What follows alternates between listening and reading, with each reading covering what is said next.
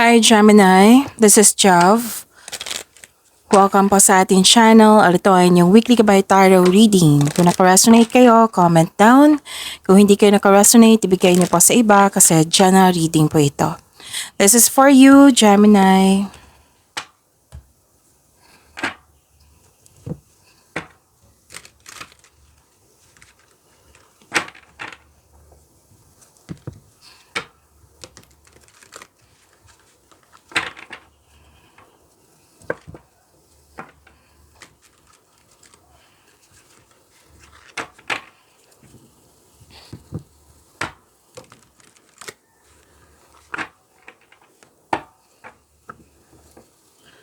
Para po ito sa inyo, Gemini.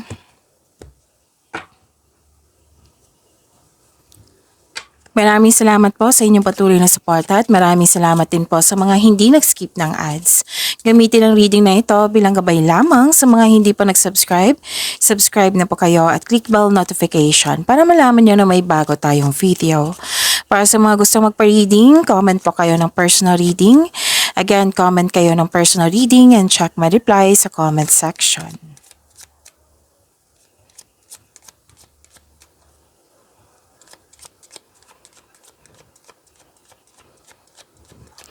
Mga ganap pa para kay Gemini ngayong June 2 to 8, 2025.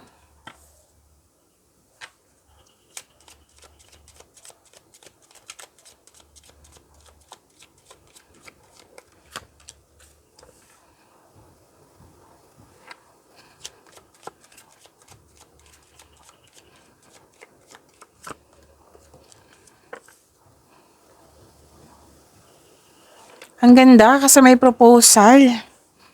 Pwedeng sa buhay pag-ibig to, literal na proposal. Engagement, kasal, ikakasal, offer sa'yo. Tapos, pwedeng bagong pasok sa relasyon, bagong pasok sa connection sa isang tao. Pwedeng may nag-uusap regarding sa marriage contract. May nakita rin ako dito sa career and money na signing of contract. Pwedeng pag-uusap ng dalawang tao, oo, na nagkaroon kayo ng deal, nagkaroon ng promises, commitment, long-term agreement, usapan. Career stability, kitang-kita ko po dito, claim niya po. Actually, 3 card po nagsabi dito, Gemini, na may alok sa inyo. Hindi lang alok to ha, maraming alok. Maraming alok, maraming ideas. Yan yung nakikita ko dito. So, this is, bibigyan mo siya ng long-term plans. Pwedeng project, pwedeng opportunity. Opportunities, bibigyan mo siya ng best decision, best choices. I think lumabas to sa inyong monthly Gabay Tarot reading. Napanood nyo na ba yung upload kahapon? So, check nyo po. So, claim nyo po, ang ganda po.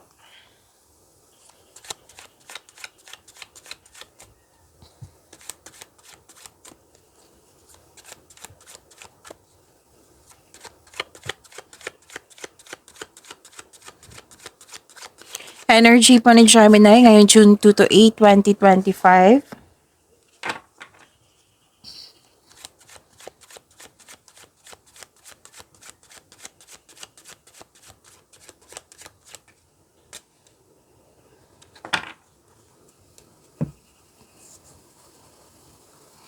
Kung may narinig kayo or may nakita kayong repeating message, like for example, nanood kayo sa upload kahapon, yung monthly Gabay Tarot reading nyo at ngayon, at may napansin kayo na repeating message, yan po yung pinupush ng cards nyo na kailangan yung bigyan ng atensyon, solusyon, at aksyon kung maaari po. So, ano yung energy ni Gemini? Malakas ang inyong intuition. Pwedeng nag-aaral din kayo ngayon. Nag-research sa internet, nagbabasa ng libro, nag-aaral. Ang lakas din ng influence ng isang babae. A feminine energy, pwedeng kayo ito or yung kapwa nyo. Malakas ang kanyang influence ngayong week na ito. Prepare yourself kasi may changes po dito. At makatanggap kayo ng wisdom, common sense, awareness. May malalaman kayong sekreto mula sa isang tao. Makinig sa inyong intuition. Maaring may panawaging spiritual na parating sa iyo.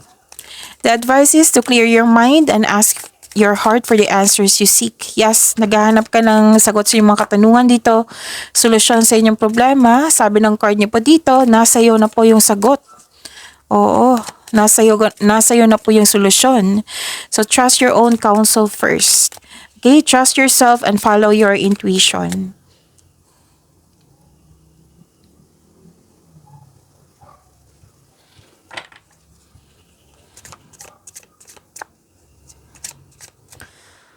Okay, may dumating dito, which is nag-clarify siya dito sa inyong oracle cards na may dumating siya na pwedeng project yung alok sa inyo, bibigyan mo siya ng agarang aksyon. Bibigyan mo siya ng agarang reaksyon. Kasi alam na alam mo yung gagawin mo. Kasi naka-align to sa passion mo. Malakas ang loob mo ngayon. Ang ganda. So, nag-take action ka na. This is a go signal po. Itong card na ito, this is a go signal na bibigyan mo na ng aksyon yung matagal mo ng plano, proyekto, ideas. Consider this card as a green light to begin. So, this card asks you to have confidence in taking action. Please know na maraming nagsuporta sa iyo. Tapos, pakikinig mo sa tamang, yung marunong ka makinig sa inyong intuition. Ito yung magdadala sa iyo sa pagtaas ng kita, magdadala ito sa patungo sa tagumpay. Yung yung marunong kayo makinig sa inyong intuition. Dalawang card na po mismo nagsabi dito ha. So, excited kayo sa inyong mga gawain. Gusto nyo matapos ito. But I think hindi kayo nagra-rush dito. Excited lang kayo.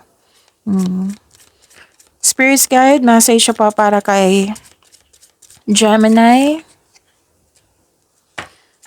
Okay, this is self-love. Self-love is the foundation of all love.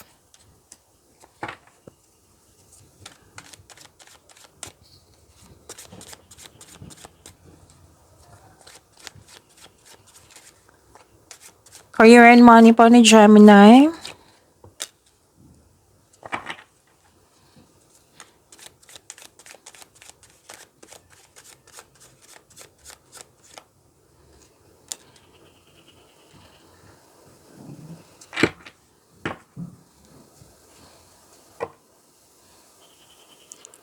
So this is your career and money.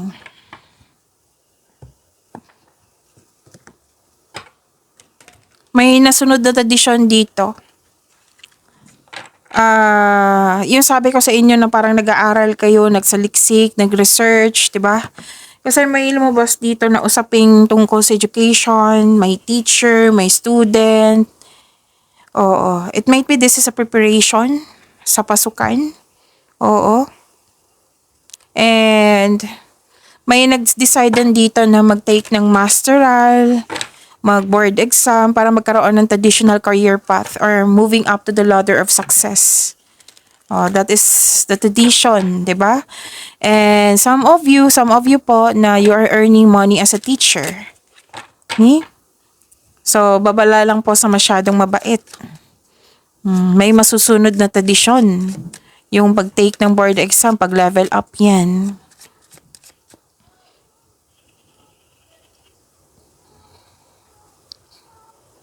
Okay.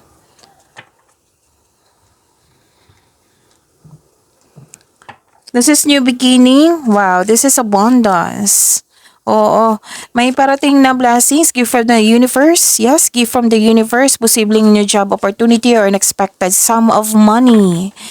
Oo, pwede rin nag-take ka ng first steps kasi nagbigay ka ng aksyon dito at dito rin.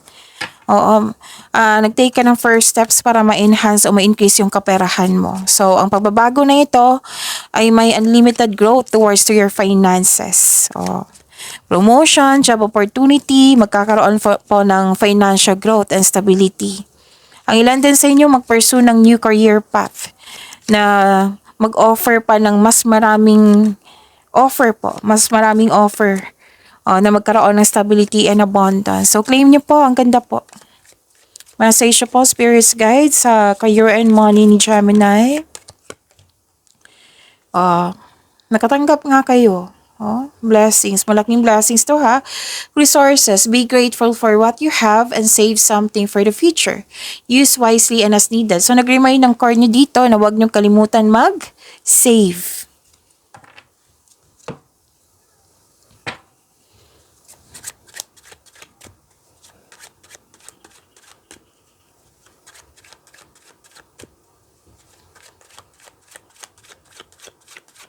Love life, self-love, partnership, and romance. The Gemini.